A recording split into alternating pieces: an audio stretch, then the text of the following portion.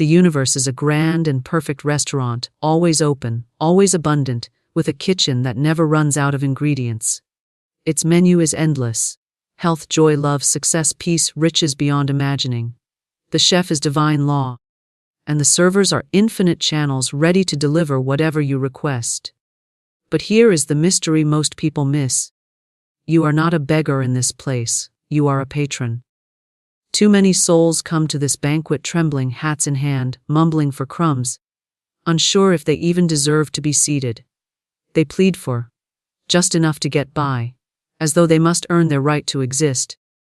But begging has no power here. In the restaurant of the infinite, your order is filled according to the clarity of your command. When you walk into an earthly cafe, you do not plead with the waiter, "Please, if it's not too much trouble, perhaps a little soup." You open the menu, choose what delights you, and state it plainly. "I'll have the roasted vegetables and tea." You trust that your order will go to the kitchen, be prepared, and arrive. You do not follow the waiter into the kitchen to stir the pot. You do not doubt whether the food exists. You simply order, believe, and receive. So it is with wealth. When you approach the infinite, speak with the authority of a beloved child of the kingdom. Wealth is not something you earn through strain and fear. It is something you command through faith and right word. You do not grasp at money with desperation. You call it forth as you would call a friend. You say, "Wealth now flows to me in perfect ways. My supply is endless, immediate, and secure." The beggar's tone says, "I hope." The commander's tone says, "It is so." The beggar vibrates with lack, drawing more lack. The commander vibrates with certainty, drawing the supply. The law responds to the energy behind your words, just as a kitchen responds to a clear ticket from the waiter. Do not confuse commanding with arrogance. Arrogance shouts from ego, true command speaks from alignment with divine order. When you command wealth, you are not forcing the universe. You are simply naming what is already yours in spirit and allowing it to manifest in the visible. Start today. Cast off the beggar's bowl. Step into the restaurant of the infinite and place your order without shame, without hesitation. Look upon the abundance all around you and remember, there is no shortage in the kitchen of God. What you speak with conviction must be prepared and delivered. Stop begging. Start commanding and watch the feast arrive before you. The universe is a limitless restaurant. Order, don't beg. Imagine for a moment that existence itself is a vast dining hall without walls, where the menu is written not on paper but in the very fabric of creation. Every desire you have, whether for wealth, health, love, or opportunity, is already available here in perfect form, waiting to be served. The kitchen is never closed, the shelves are never empty, and the chef never runs out of ideas. Everything you could possibly imagine, and far more that you cannot yet conceive, is already prepared in the unseen, ready to be called forth into the scene. Yet despite this truth, most people approach life as if they are standing outside a locked pantry, hoping someone will notice their hunger and toss them a scrap. When you enter a restaurant in the physical world, you walk in with the understanding that you will be served. You do not stand at the door pleading for a chance to see the menu. You are seated, handed your options, and given the freedom to choose. This is the way the divine has structured the ordering of life itself. You are here to choose, to select, to decide. The act of deciding is not a matter of arrogance or entitlement, it is the way you participate in creation. Without choice, nothing moves toward you, and nothing takes form for you. In this limitless restaurant of the universe, there is no shortage of tables, no rush that causes the kitchen to run out of ingredients, no secret list of worthy customers who get the best dishes while others are left with scraps. The same abundance is available to every soul, because the source of this abundance is infinite mind itself. The limitation does not exist in the kitchen. It exists only in the ordering. And most of the world is not ordering at all. They are wishing, hoping, doubting, hesitating, and asking in half-hearted tones. The universe is precise, and it responds to precision. Just as a waiter cannot bring you your meal until you give a clear order. The creative law of life cannot deliver until you make a clear demand upon it. Think of the times you have gone to a cafe. You know what you want. You read the menu, picture it, and say the words with certainties. I'll have the omelette with spinach and cheese, and a side of fruit. You do not clutch the waiter's arm in fear that your omelette might not exist. You do not apologize for ordering.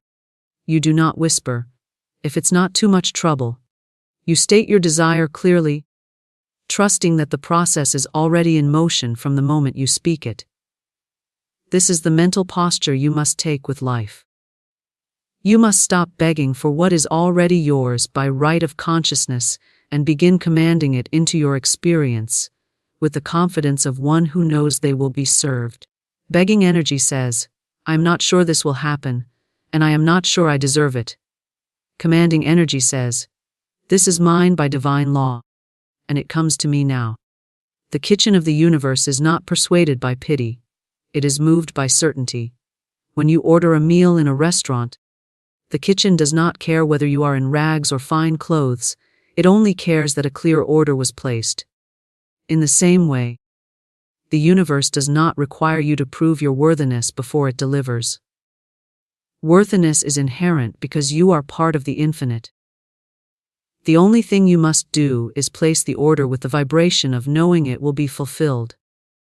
Consider how ridiculous it would be to sit at a restaurant table saying, I really hope they bring me something to eat, but maybe I'm not important enough for them to notice. You would never think this way, because you know the system works. You order, they prepare, you receive. Yet people do exactly this with life. They look at their desires and instead of ordering, they send out mixed signals. I'd like to have money, but I don't want to be greedy. I'd like to be successful, but maybe it's too much to ask. I want love, but I'm afraid it will hurt me. In the language of the universe, these are not orders, they are cancellations. In the restaurant analogy, the clearer and more confident you are, the smoother the delivery. If you tell the waiter, I'll have, well, maybe the soup, unless it's too hot, or the salad, unless you're out of lettuce, or maybe just bring me whatever. The kitchen has no idea what to prepare. Life operates the same way. Your vague requests result in vague outcomes. Your precise commands result in precise manifestations. The law is exact, and you are the one who initiates its action. The limitless nature of the universal restaurant means you can place as many orders as you like. There is no penalty for ordering something magnificent, no scolding for wanting more than the bare minimum. In fact, ordering in abundance is a way of honoring the source itself. Just as a chef takes delight in preparing the finest meal for a guest who appreciates it, the creative force of the universe delights in expressing itself through your prosperity. Every desire that rises in you is a signal that the kitchen has the means to fulfill it. Your role is simply to claim it, as naturally as you would ask for your favorite dish. When you shift from begging to ordering, you step into the rightful role of a conscious creator. You stop hoping that fortune will notice you, and you start directing the flow toward you with intention. You use your words as the waiter's ticket, clear, specific, and unquestioned. You recognize that the ingredients of your desire already exist in the invisible storehouse of creation, ready to be assembled and delivered into form. Your order is the command that assembles them. In this way, the phrase, order, don't beg, becomes more than a metaphor, it becomes a way of life. You live as one who expects to be served by the infinite, because you understand that service is the nature of the infinite. You do not apologize for asking. You do not shrink from the size of your request. You do not water down your vision to match what you think is possible by human standards. You order from the highest vision you can imagine, knowing that the kitchen of the universe has no limits. Clear commands manifest, vague pleas dissolve. The creative law of the universe operates with exactness, responding to the precision of your request, just as a blueprint directs the construction of a building. A builder cannot erect a house from a foggy description. If the plans say, some kind of structure, maybe with a few rooms. Nothing definite can be built, and the process grinds to a halt. In the same way, the invisible forces of supply cannot bring your desire into form, unless your mental and verbal orders are clear, definite, and unwavering. When you give a command to the universe, you are not speaking into empty air. You are activating a process as real and mechanical as placing a coded instruction into a machine. The command sets unseen principles into motion, aligning people, circumstances, and opportunities in ways that your human mind may never predict. But this movement begins with the crispness of your intention. A vague plea does not set the process in motion, it sends mixed signals, which the law cannot translate into concrete action. Think of a radio signal. A clear, steady transmission carries the exact frequency to the receiver, producing music or speech in perfect clarity. A garbled, faint, or shifting signal produces static. The receiver may try to make sense of it, but the result is noise, not a song. Your mental commands are like that transmission. If you know what you want and declare it with the conviction that it is already yours, the signal is strong, and the manifestation is sharp. If you waffle, doubt, or contradict yourself, the signal is broken, and nothing definite arrives. Vague pleas often come disguised as being humble, or not asking for too much. People will say, "I just want a little more money to get by," or "I just hope things get better somehow." These are not clear orders. They are expressions of uncertainty wrapped in modesty. The universe, being exact, delivers according to the clarity of the request. A little more money could mean a single dollar found on the street. Get better somehow could mean a temporary break in problems followed by more of the same. The law does not interpret beyond your statement. It takes your words as the blueprint. Clear commands, on the other hand, are expressed in present tense certainty. They name exactly what is desired, without apology or doubt. They are not wishes, which carry the implication that the outcome might not happen. They are declarations, which carry the vibration that it already exists in the unseen and is now appearing in form. I now receive 50,000 for my work, easily and joyfully. I am now living in my beautiful 3-bedroom home by the ocean. These are precise pictures that can be translated into form. Just as an architect's drawing contains measurements, materials, and placements, your clear command contains the details the creative process needs to assemble your desire. Another aspect of clarity is emotional consistency. If you speak a clear command but follow it with feelings of fear, guilt, or disbelief, you are essentially giving two conflicting orders. It is like telling a waiter, "Bring me the pasta," and then, as they walk away, calling after them, "Actually, maybe not pasta, just forget it." The result is confusion, and nothing is served. To manifest effectively, your spoken word and your inner feeling must agree. The clearer your emotional vibration, the faster and more precisely your command is fulfilled. Many people fail to manifest because they spend more time talking about what they do not want than about what they do want. "I don't want to be broke anymore" is not the same as "I am now wealthy." The first statement keeps the focus on lack, instructing the creative law to continue providing conditions that match it. The second statement is a clear command that shifts the focus to abundance, directing the law to bring conditions that match abundance. The law mirrors back what is imprinted upon it, and the imprint must be specific and affirmative. The process of moving from vague pleas to clear commands begins with decision. Decision is the act of cutting away all other possibilities except the one you choose. Once you have decided, you no longer ask whether it will happen. You begin to live in the certainty that it is happening now. In this mental state, your words naturally take on authority, because they are backed by conviction. Conviction is the fuel that carries your command from thought to manifestation. Clarity also requires that you strip away contradictions from your speech. If in one moment you declare, "I have more than enough money," but in the next moment you tell a friend, "I can't afford that," you are giving the law opposing instructions. The universe does not choose which statement to honor. It fulfills both, resulting in alternating conditions of abundance and lack. The disciplined commander of wealth speaks only in alignment with their chosen reality, even in casual conversation. This does not mean ignoring present facts, it means refusing to give them creative power by repeating them as if they were permanent. A vague plea is like sending someone to a store with the note, "Get me something nice." The result might be pleasing, but it will almost certainly not be exactly what you wanted. A clear command is like sending a list that says, 1 loaf of sourdough bread, a pound of fresh strawberries, and a bottle of sparkling water. You will receive precisely what you ordered. The difference in manifestation is not due to luck, but to the clarity of communication. One of the most effective ways to practice giving clear commands is to speak them aloud daily, in the same tone you would use to place an order you expect to be filled. The voice carries power, and when you speak with assurance, you reinforce the mental picture and send a stronger signal. Combine this with the inner feeling that your request is already fulfilled, and you have created a command that is irresistible to the law. You must also release the habit of explaining or justifying your desires to yourself or to others.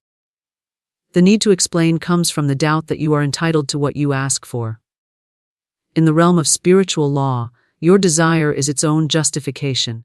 If it is in harmony with the good of all, it is already lawful. The chef in the limitless restaurant does not need a reason why you want the meal you ordered. The only requirement is that you state it clearly. Your tone shapes your reality. Speak as a commander, not a beggar.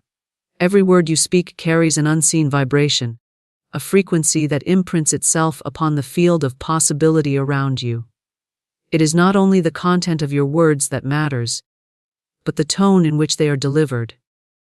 The universe hears the spirit behind your speech more clearly than the literal syllables. A statement that sounds commanding in authority calls forth matching conditions, while a statement laced with pleading, fear, or uncertainty invites experiences that reflect those vibrations. The same request spoken in 2 different tones produces 2 entirely different outcomes because tone reveals the state of consciousness from which the request arises. When you speak as a commander, you stand in the knowing that your word carries weight and is backed by the creative law of the infinite. You speak with calm assurance, neither rushing nor hesitating, as if the fulfillment of your statement is already in progress. There is no trace of desperation in your tone, because desperation signals lack, and lack can only produce more lack. A commander knows that the moment the order is given, the process of manifestation begins, and so the tone naturally reflects certainty. The beggar's tone, on the other hand, betrays doubt. It is filled with the hope that something might happen, rather than the knowledge that it already is. Begging is not simply about using the words, "please," or "I hope." It is about the underlying vibration of uncertainty and unworthiness. The beggar's tone sends out the message, "I am separate from what I desire, and I do not know if I will ever receive it." The universe, ever precise, reflects that separation back into form. This is why 2 people can speak similar affirmations but get entirely different results. One speaks from power, the other from powerlessness. In the realm of manifestation, tone is a bridge between thought and form. It carries the emotional frequency of your belief into the invisible, where it gathers the conditions that will later appear in the visible. Speaking as a commander requires an inner posture of alignment with what you are declaring. You cannot adopt a commanding tone for a few sentences and then return to self-doubt in your silent thoughts, because your tone will inevitably follow the truth of your inner state. This is why cultivating the feeling of already having your desire is essential. The tone of command will then flow naturally from that feeling. When you order food in a restaurant, you do not lower your voice to a trembling whisper or apologize for wanting it. You do not stretch out the sentence in uncertainty, hoping the waiter will agree to bring it. You say what you want, in a normal, matter-of-fact tone, because you have no question that it will be brought. That same simplicity applies to commanding your reality. The more ordinary and natural your declaration feels, the more potent it becomes. Speaking as a commander also means eliminating the verbal habits of begging.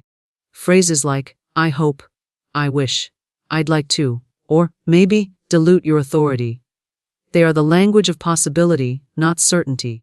And the universe responds in kind, producing possibilities instead of certainties.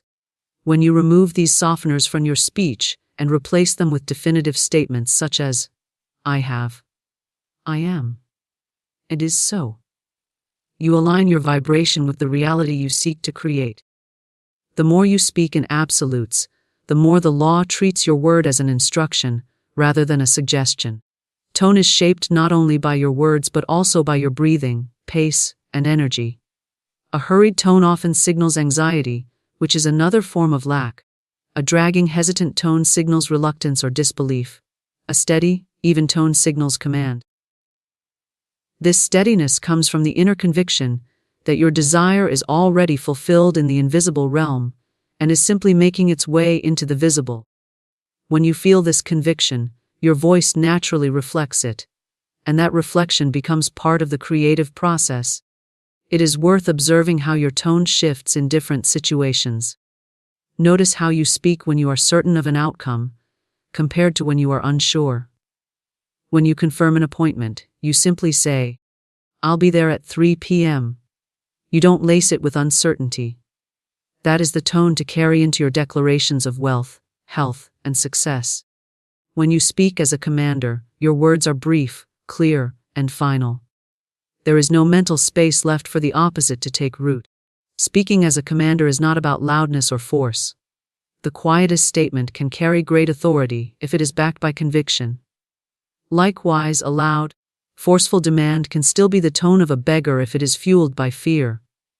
True command is calm, steady, and inevitable in its effect. You do not need to convince the universe to comply with your words. You need only to align your tone with the truth that the universe is already complying. Training your tone begins with awareness. Spend time each day listening to yourself speak your desires aloud. Ask yourself whether the tone you hear sounds like a statement of fact or a plea for consideration. If it sounds like a plea, pause and reconnect with the inner knowing that what you desire is already yours in the unseen. Then speak again from that knowing. Over time, this practice rewires your habitual tone, replacing the vibration of begging with the vibration of authority. In the same way that the posture of your body influences your state of mind, the posture of your voice influences your consciousness. Straighten your words as you would straighten your back. Speak from the center of your being as you would walk with confidence. Your tone becomes a physical expression of your belief, and belief is the magnet that draws your reality. This principle applies beyond affirmations. Every casual conversation about your life is a form of command. If you speak about your finances with a tone of frustration or defeat, you are issuing commands for more of the same. If you speak about them with a tone of certainty and satisfaction, even before physical results appear, you are issuing commands for conditions that match that satisfaction. The universe is always listening, not only to what you say in your manifestation moments, but to the tone you carry in all your speech. Wealth is claimed through alignment, not strain. The common belief that prosperity must be wrestled from life through endless toil is a misconception born of fear and separation. In truth, wealth is the natural outflow of being in harmony with the laws that govern abundance. Alignment means that your thoughts, feelings, words, and actions are all pointed in the same direction, flowing with the current of the infinite rather than against it. When you are aligned, your desires are not at war with your beliefs, and your actions are not undermining your intentions. The energy you project is coherent, and coherent energy has drawing power.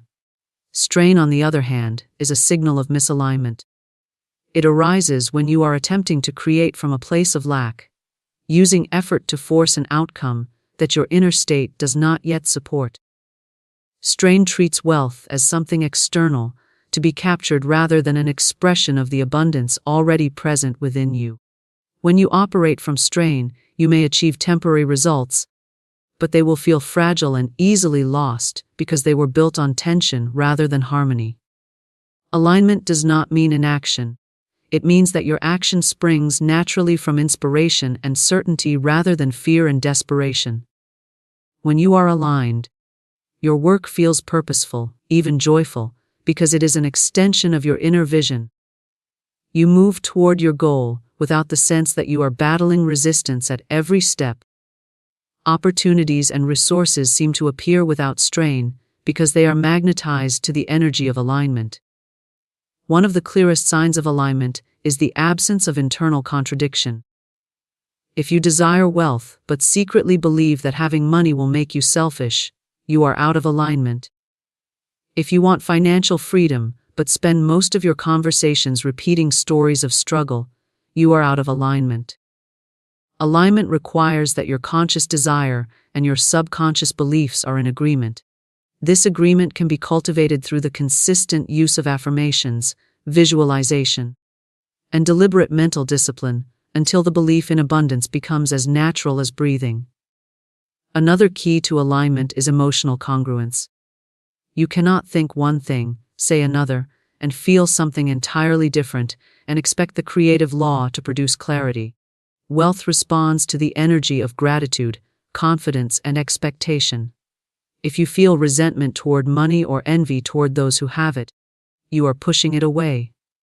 When you genuinely bless wealth wherever you see it and feel joy at the idea of its flow, you open yourself to receive it. Alignment also expresses itself in your relationship to time. Strain believes that wealth must be earned through long hours and sacrifice, always sometime in the future.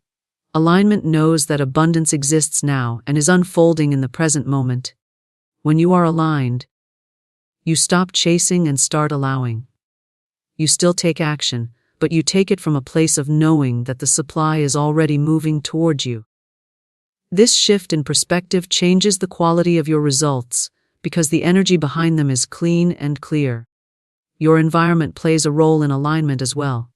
Surrounding yourself with symbols, images, and experiences that match your vision of wealth reinforces the state of mind that attracts it.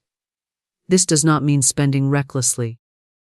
It means choosing deliberately to place yourself in conditions that remind you of abundance.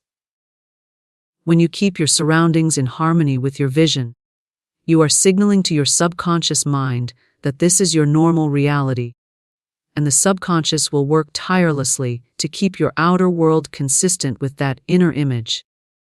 Alignment is also maintained through the discipline of speech. When you speak of wealth as if it is a distant hope or a constant struggle, you are issuing instructions for more distance and struggle. When you speak as though it is already present and secure, you are giving the law a blueprint for its continued manifestation. This is why those who are truly aligned speak with a tone of calm certainty about their prosperity, regardless of temporary appearances. They are not pretending. They are speaking from the reality they have already claimed within. It is important to understand that alignment does not depend on conditions. You do not wait for the evidence of wealth before you align with it. You align first, and the evidence follows. This is the reversal of the way most people approach creation, and it is the reason many remain in a state of strain. They wait for outer proof before adjusting their inner state, but the outer world can only mirror what the inner state already holds. Alignment is choosing to live in the feeling and consciousness of abundance now, before the bank account, the business, or the possessions match it. When you are aligned, your decisions change. You stop making choices out of fear of losing money and start making them from the perspective of opportunity and expansion. You recognize that the flow of wealth is sustained by circulation, not hoarding, and you give and receive freely without the tightness that strain creates. This openness not only keeps you in harmony with the law of supply, but also attracts more to you, because life responds to the channels through which it can flow easily. The paradox is that the more aligned you are, the less you feel the frantic drive to get wealth, and yet the more naturally it comes to you. Strain always feels like chasing. Alignment feels like attracting. Strain drains energy because it is fueled by the belief that you must overcome lack. Alignment replenishes energy because it is fueled by the belief that you are already part of an infinite supply.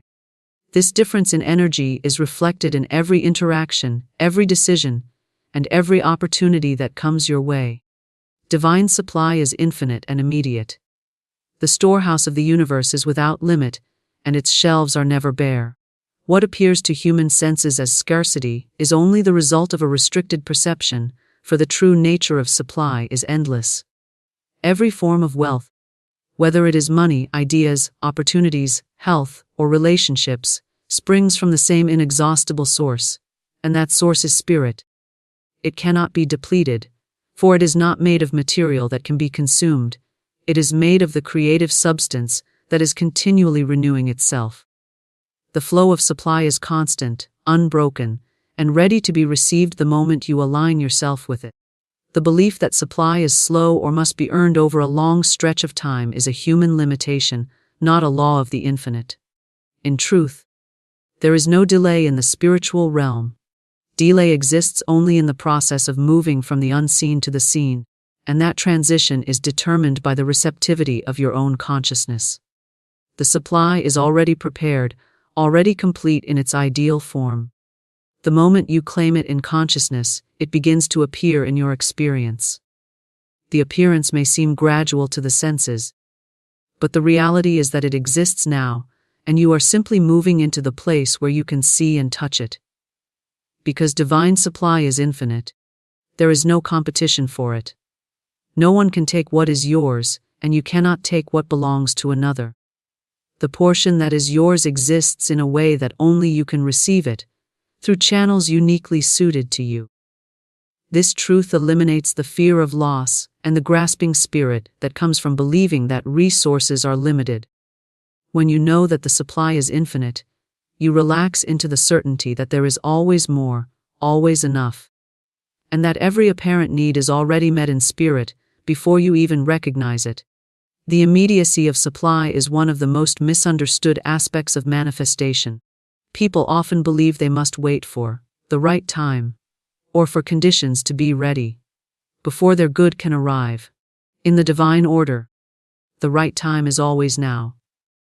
Spirit operates in the eternal present, and its gifts are always given in the moment they are claimed. The seeming wait is only the time it takes for your outer life to reflect what you have accepted inwardly. If you accept slowly, the appearance is slow. If you accept fully and without doubt, the appearance is swift. This principle can be seen in nature. A seed does not hesitate or question whether the soil will support it. It begins to grow the moment it is placed in the earth. The fullness of the plant already exists within the seed in potential form, and the growth process is simply that potential becoming visible. In the same way, the fullness of your supply already exists within you. When you plant the seed of a clear command in the soil of faith, the growth into visible form begins at once. Divine supply being infinite also means it cannot be hoarded. In the human sense, people try to hold on to resources for fear that they will run out. But this clinging attitude actually constricts the flow. The law of supply is circulation. Just as water must flow to remain fresh, so supply must circulate to remain abundant. Giving, when done from a consciousness of abundance, is a powerful affirmation that the source is endless.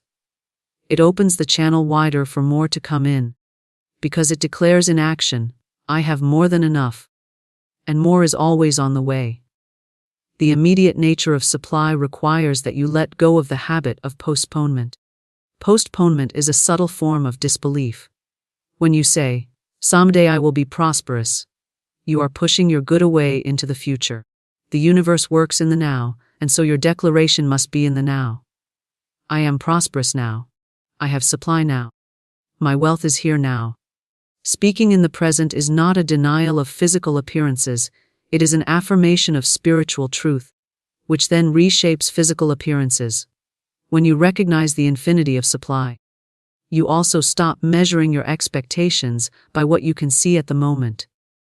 If you judge your potential by your current bank account, you are cutting yourself off from the greater flow. The visible is only a fraction of the real. The invisible storehouse holds far more than you could ever count, and it is from that storehouse that all increase comes. The size of your supply is not determined by current conditions but by your capacity to receive, and your capacity expands in proportion to your faith. Knowing that supply is immediate changes the way you respond to needs. Instead of worrying or strategizing from fear, you go directly to the source in thought and declare that the need is already met. You do not beg for it to come, you claim it as present, and then you take inspired action from that certainty. Often, this shift in consciousness causes solutions to appear in ways you could not have planned. Unexpected channels, sudden ideas, or seemingly chance encounters. These are the physical expressions of the supply that was already yours in the unseen. The infinite nature of supply also frees you from the belief in big, or small, manifestations. Spirit does not measure in size. The same law that brings a cup of coffee into your life can bring a fortune. The difference lies only in your belief. If you believe something is difficult or will take a long time, you are placing limits on the limitless. When you see all supply as equally possible and equally immediate, you stop making distinctions that slow down the process. Living in the consciousness of infinite and immediate supply is a practice. It means training your mind to see beyond appearances, to think from abundance, even when lack seems to be staring you in the face. It means speaking as if your good is here, because in truth it is. It means acting from the place of already having, which causes the having to become visible. It means releasing the grasping and the waiting, and replacing them with trust and decisive claiming.